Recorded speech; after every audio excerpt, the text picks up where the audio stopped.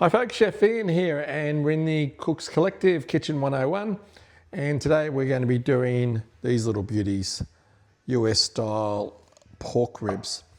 Now I'm sure you've been to your pubs and clubs and ordered ribs before, and if you've ever attempted to do these at home, they may or may not have worked out. One of the most common mistakes that people do with ribs is they get them like this, throw the marinade on it, chuck it in their barbecue or in their oven, and wonder why they come out a bit tough or chewy and they're not, as I said, falling to bits. So we're just going to go through this 2 steps. We're going to be doing it in the Ninja. My secret about making sure your ribs are tender and fall off the bone is that we do 2 parts. First part is steaming, and we'll steam these for 20 minutes, let them cool down, then we'll add our rub to them. We'll, as I said, bake them in the Ninja.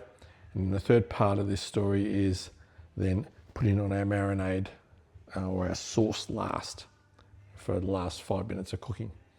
A lot of times when you buy in ribs and they've already got marinade or sauce already on them, by the time the ribs are cooked, they're actually going to burn and you'll get that slightly bitter taste. So yeah, so just follow these techniques and you're going to get pork ribs that are going to come out beautiful, moist, and as I said, fall off the bone. So first step is, because we're going to be putting them in there, we're just going to cut these ribs down in half. Now, if you wanted to get the full rack of ribs, you could steam them in like a baking tray or something like that and keep them at their full length, but because we're using the Ninja, we just need to break them down a little smaller. So I'll just lift our lid off, and I've got a steaming tray in there. So I'm just going to pop the ribs in there. Now, if you might need to do this twice to get the full ones in. So like that. Put our lid on, and we're going to go steam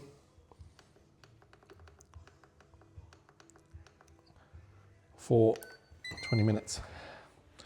So we'll let the Ninja do its thing, and then I'll show you what we're going to do the next stage of this cooking.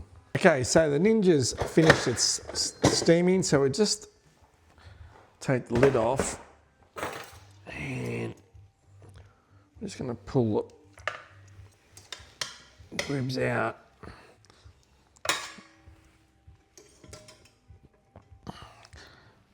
So we're just going to let them cool down, and then I'll come back and I'll show you how we're going to do the next stage of cooking. Okay, welcome back. All right, so our pork ribs have cooled down now, and the next step in the recipe here is that I'm just going to give them a light spray of some olive oil. This is going to help our spice rub stick to the ribs. So we're using as our major flavouring agent here from the Spice Lab, which is in the pantry at Underground Chef, our all-American rub. So I've got the rub here, and just going to sprinkle it in and then just massage it into the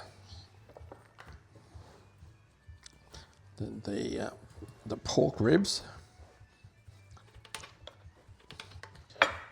Now I'm just going to do the one portion here because I'm also going to cook some vegetables at the same time. So I just can go into the, and I've got some sweet corn, so I'm just going to, as I said, just rub a little bit of that mix into the corn.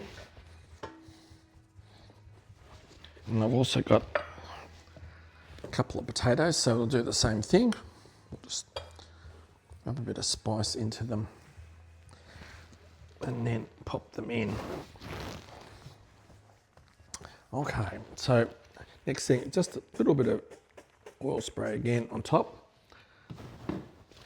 Then we're changing now to bake mode, and we're going to cook at 200 degrees for 10 minutes. So we'll let that get underway. So what I'm looking now is to, I guess, crisp up and just finish off the cooking of the pork rib. But I'm going to put our sauce on last because, again, I don't want it to burn. So just a little technique on this. So if you were doing them on a barbecue or in the oven, you'd still do the poaching and then, as I said, finish off your ribs on the barbecue, crisp them over the grill or in your, as I said, in your oven, and then for the last 5 minutes, sauce on. And we're going under high heat here because I really want to get all the last of the fat, I guess, that's in the ribs to melt down. And as I said, start the crisping process of what I want there to do. So we'll come back in 10 minutes and I'll show you the final stage of how we're going to then finish off these pork ribs. Okay, so the Ninja's finished its 10 minutes of cooking. So our next stage now is to finish off the baking of this, and we're just going to be adding our barbecue sauce. And I'm just going to brush that on top of the ribs. Give it, fairly good coating of it. Now with the barbecue sauce, what we're going to do now is just give this about 5 minutes under some intense heat. So we'll go back to our Ninja 200 and we're going to go about 5 minutes or until the sauce has got a nice crust on it. So with the barbecue sauce, what I suggest, don't just get the barbecue sauce off the rack. Get a good quality one. The one that I can use before. Sweet Baby Ray's is a really good one. So something like that to put on your ribs is really going to get a much better flavour. You can, if you also want to, is we have the smoked salt red gum.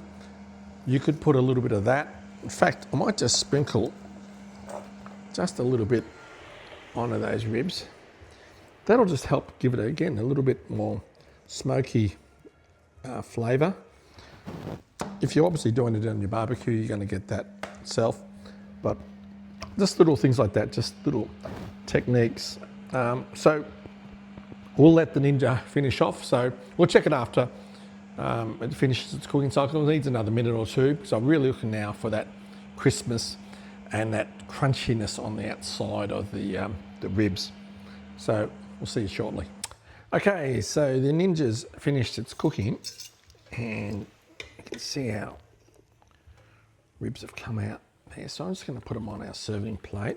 In this case, a board. And I've got our corn. Just with the corn, little thing, just have some butter and just roll the corn in some butter before you put it on the service plate, just to get that really lovely flavour rolling through. So I'll put our corn on the board. And then we've got our little roast potatoes. Now you could do a little Idaho potato, your baked potato, bit of sour cream, or some coleslaw would work really well. Now, just to finish this off, I'm just going to get a little bit of more sauce and just put that on the ribs, but you can see them, they're nice and crisp. It's going to be some tremendous flavour, and they will be guaranteed you'll be able to pull all that meat off the bone. So that's how simple it is to do some ribs at home. When you go to, as I said, a pub or a club, you know, they'll want, you know, $30, $40 or something like that, or plus for a rack of ribs. You can do this recipe at home and knock these over, and you're going to knock them for under 20 bucks. And so simple to do. Again, if you're going to be doing them in bulk, you can do all the ribs, do the steaming process. You could do that the day before and just have them in the fridge.